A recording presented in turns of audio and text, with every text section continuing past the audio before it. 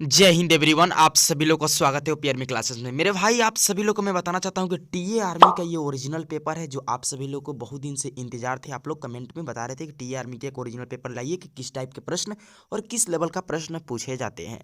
अगर आप लोग फिजिकल पास कर गए हैं, मेडिकल पास कर गए हैं, तो आप लोग के लिए बहुत ज़्यादा यूजफुल है। आप लोग प्रश्न का लेवल चेक कीजिएगा। आप सभी लोग को प्रश्न लाए हैं, जैसे कि पहला प्रश्न आप लोग की स्क्रीन पर जो मेरे भाई दिखाई दे रहा है कि आप लोग से पूछा है, थोड़ा धुंधला दिखाई दे रहा होगा तो आप लोग थोड़ा एडजस्ट कर लीजिएगा, ठीक है।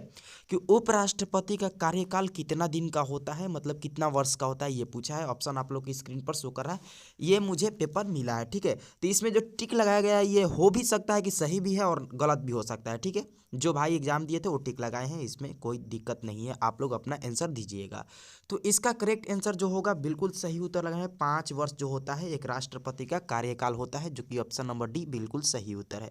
इसी तरह अगला प्रश्न आप लोग की स्क्रीन पर जो शो हो रहा है इसको देख लीजिए कि भारत की सबसे बड़ी कृषि नहर का नाम बताओ। ये पूछा गया है जीके वाले सेशन में आप लोग से कि भारत के सबसे बड़ी कृषि नहर, और 4 नहरों का नाम दिया है। गांधी जो इंदिरा गांधी नहर है, और अपार भारी दोहाब नहर है, और सिरहाव नहर है, और यमुना नहर है। तो इसमें करेक्ट आंसर बिल्कुल आप लोग का इंदिरा गांधी नहर हो जाएगा, जो कि ऑप्शन नंबर करेक्ट आंसर है ए है, ठीक है।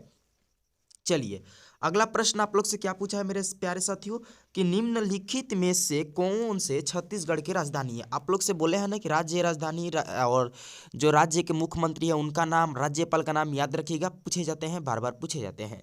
तो इसका बिल्कुल करेक्ट आंसर जो भाई लगाए हैं सही उत्तर है, रायपुर जो होगा वो जो छत्तीसगढ़ का राजधानी है वो करेक्ट आंसर है। इसी तरह झारखंड का राजधानी 2-3 बार पूछ चुका है, तो याद रखिएगा रांची, ठीक है। चलिए, अगला प्रश्न हम लोग चलते हैं 4 नंबर पर। 4 नंबर आगे की तरफ बढ़िए, ठीक है।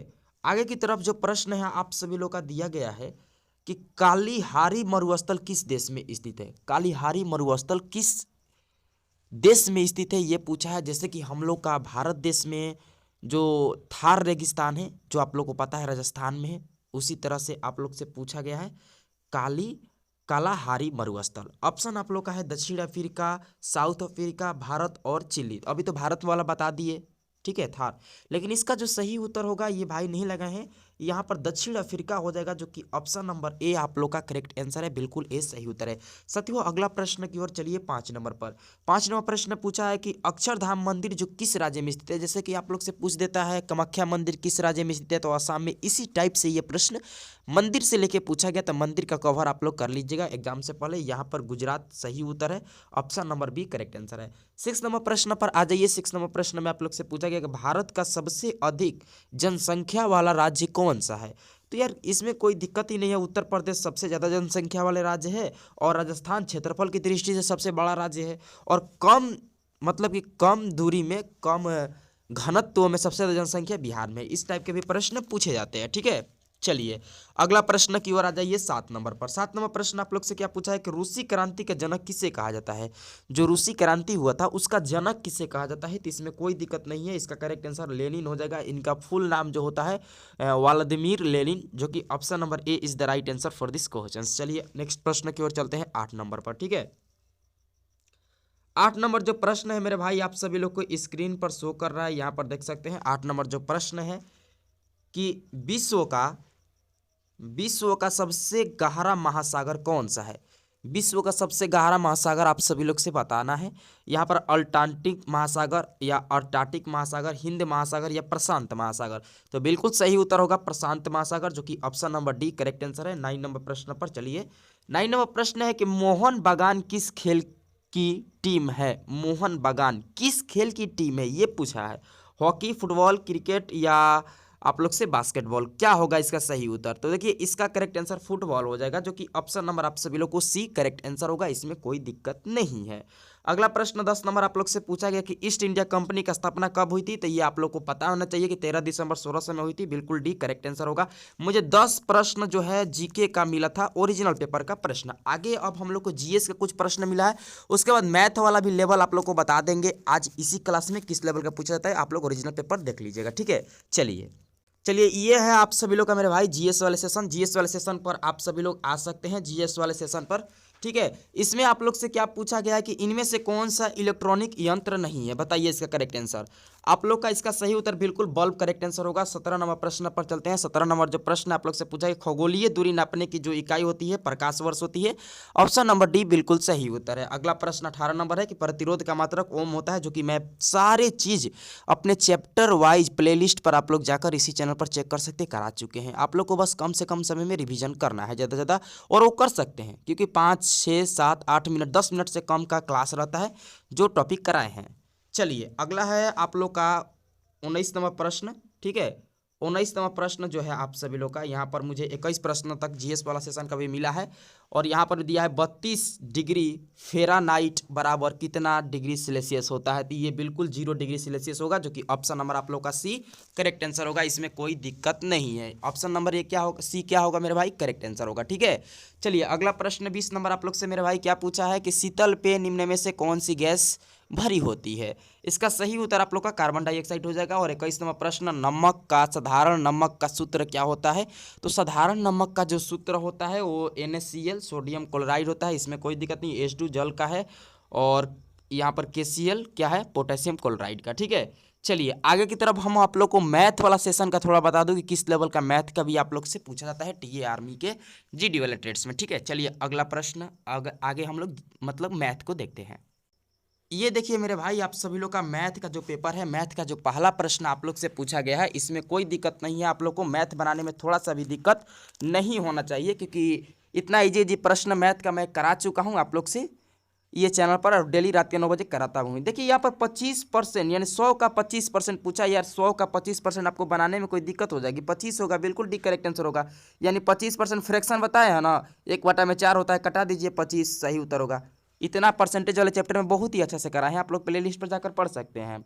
अगला प्रश्न है कि निम्न में से कौन सी पूर्ण वर्ग है। तो आप लोग चेक कर लीजिएगा कौन सी ये चारों ऑप्शन में पूर्ण वर्ग है। इसमें मैं क्या वो बताऊँ, आप चेक करना पड़ता है, चेक कर लेना। ठीक है, अगला प्रश्न आप लोग को दिखा देते हैं। चलिए अगला प्रश्न मैं थोड़ा और जूम करता हूं ताकि आप लोग को अच्छे से दिखाई दे। यहाँ पर देखिए, अब आप बताइए 33 नंबर जो प्रश्न है, 33 नंबर आप लोग से मैथ में पूछा गया है कि 35 मीटर पर सेकंड के किलोमीटर पर सेकंड में बदलना है। यार इसमें कोई दिक्कत नहीं होना चाहिए आप लोग को। देखिए 35 मीटर पर सेकंड से किलोमीटर पर सेकंड में बदलने के लिए क्या करा जाता है, 18/5 से गुणा कर दिया जाता है। 7×5 = 35 और 18×7 = 124 होता है, जो कि ऑप्शन नंबर आप लोग को डी करेक्ट आंसर है। ये देखिए सेकेंडों में बन गया। अगला प्रश्न आप लोग से पूछा है 34 नंबर की, यदि 496 है, ठीक है, ये क्या है 496, ये देखिएगा थोड़ा ब्लर दिखाई दे रहा होगा, एडजस्ट कीजिएगा। 6 से विभाजित किया जाए तो शेषफल कितना आएगा। यार इतना में 6 से भागा दीजिएगा तो कितना शेषफल आएगा, 8 × 48 होता है।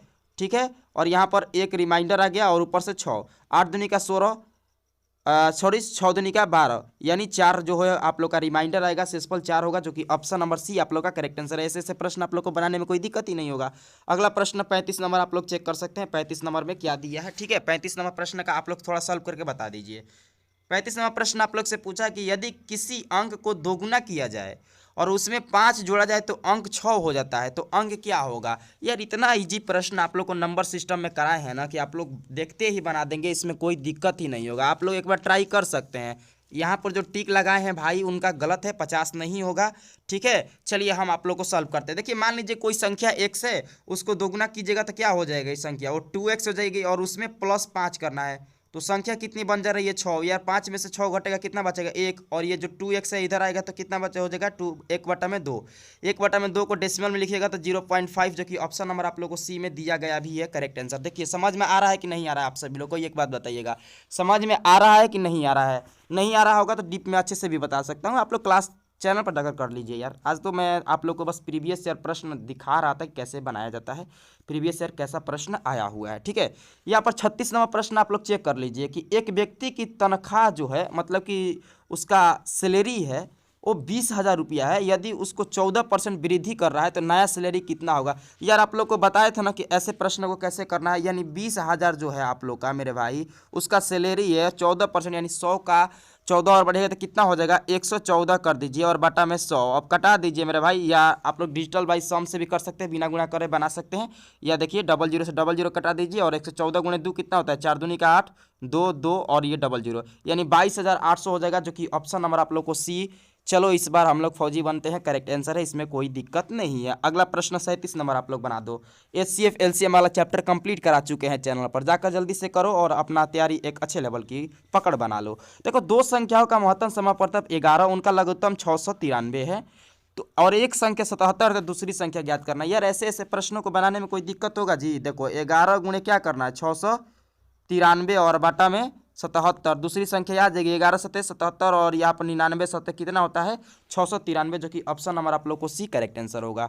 आप लोग को बताया था ना कि दोनों संख्याओं का गुणनफल बराबर LCM and LCM into HCF होता है, आप लोग को कराए हैं चैनल पर। अगला प्रश्न 38 नंबर आप लोग आकर चेक कर सकते हैं, यहाँ पर टाइम एंड वर्क कराए हैं, ठीक है 38 नंबर टाइम एंड वर्क कराए हैं। टाइम एंड वर्क का प्रश्न भी करा चुके हैं आप लोगों को, कंप्लीट चैप्टर हो चुका है।